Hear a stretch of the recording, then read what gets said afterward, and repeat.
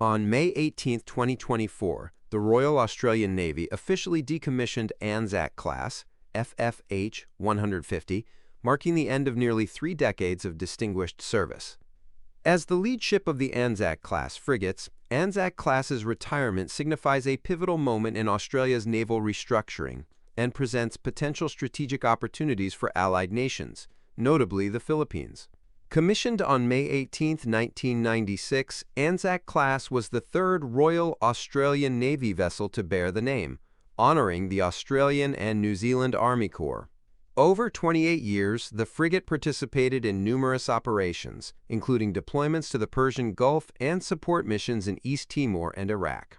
Notably, in October 2002, Anzac-class provided naval gunfire support during the Battle of Al-Faw, earning a meritorious unit citation. The decommissioning ceremony at HMAS Sterling in Perth was attended by current and former crew members, dignitaries, and defense officials.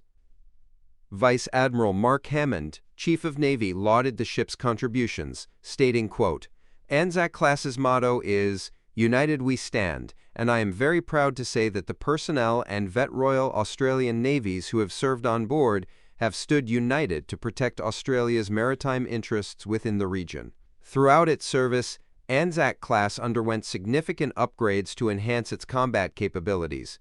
In 2014-2015, the ship received the Anti-Ship Missile Defense (ASMD) upgrade, incorporating advanced systems such as the CEA-FAR and CEA-MOUNT phased array radars, Vampire NG infrared search and track system, and Sharp-Eye navigational radar systems.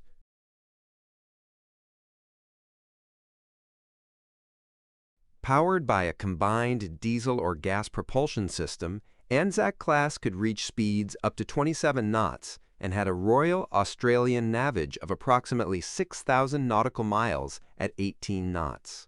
The decommissioning of Anzac-class aligns with Australia's broader naval restructuring strategy.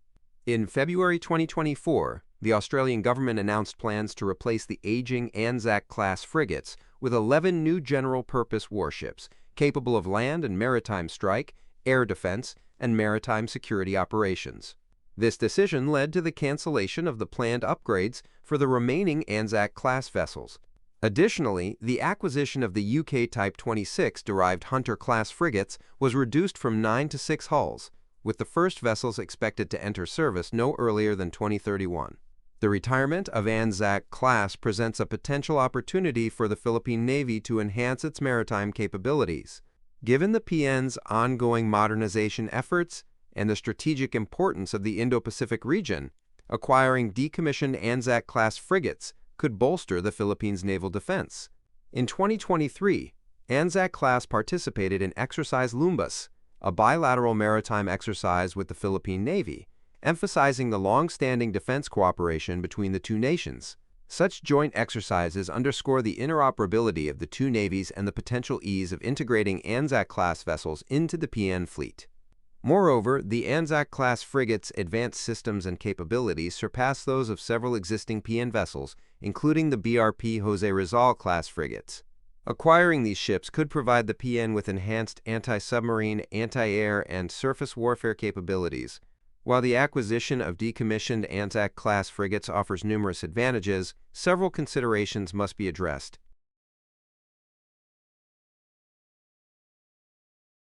Operational costs.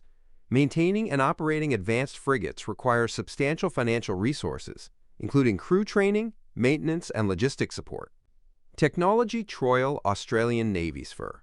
Certain systems on board the Anzac-class frigates, particularly those developed by third-party nations, may be subject to export restrictions, potentially limiting their Royal Australian Navy's fur to the Philippines. Integration. Integrating new platforms into the existing PN fleet necessitates comprehensive planning to ensure seamless operations and interoperability.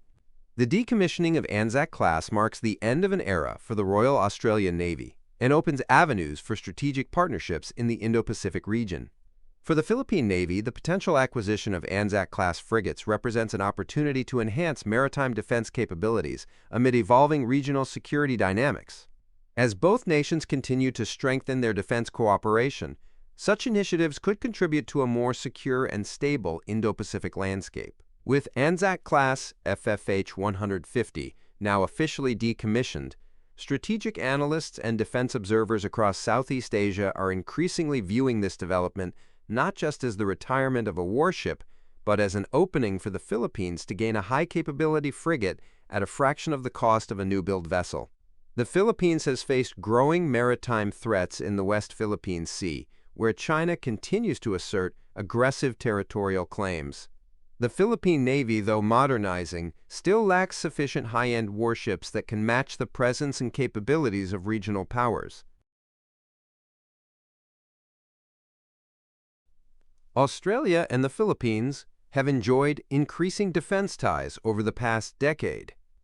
In 2023, the two nations signed a strategic partnership agreement, opening the door to expanded defense cooperation, joint training, and potential equipment transfers.